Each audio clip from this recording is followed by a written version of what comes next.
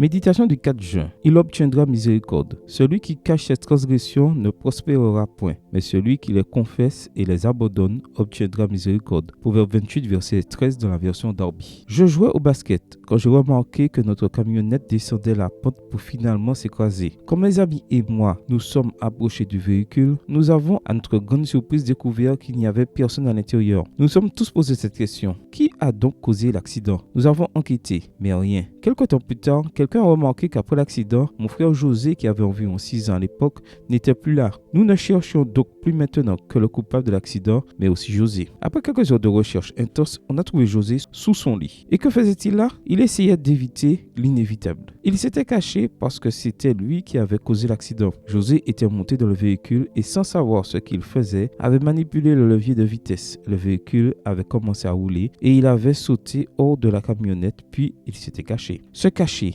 essayer de fuir nos erreurs, fait partie de l'histoire humaine depuis l'entrée du péché. Après avoir mangé de l'arbre interdit, l'homme et sa femme allèrent se cacher devant l'Éternel Dieu parmi les arbres du jardin. Genèse 3, verset 8. Et les premiers mots d'Adam ont été « J'ai entendu ta voix dans le jardin et j'ai eu peur, parce que je suis nu. Je me suis donc caché. » Verset 10. Le péché a provoqué en eux la peur, et la peur les a poussés à se cacher. Peur de quoi? D'être découverts. Mais il était inéluctable qu'ils soient découverts. La solution au péché n'est pas de se cacher, mais de le confesser à Dieu. Jésus l'a dit clairement, car il n'y a rien de caché qui ne doive être manifesté, rien de couvert qui ne doive venir au grand jour. Marc 4, verset 22. La sagesse consiste donc à s'en tenir à cette promesse. Celui qui cache ses transgressions ne prospérera point, mais celui qui les confesse et les abandonne obtiendra miséricorde. Proverbe 28, verset 13. Voilà la solution au problème du péché. Aujourd'hui, nous pouvons mettre notre âme à nu devant Dieu et admettre notre faute, car il nous promet de nous traiter avec miséricorde. Nous pouvons sortir de sous le lit. Il n'est pas bon pour nous de nous comporter comme des enfants immatures. Comportons-nous comme des adultes responsables devant un Dieu qui nous aime, à condition, bien sûr, de vouloir prospérer et obtenir miséricorde.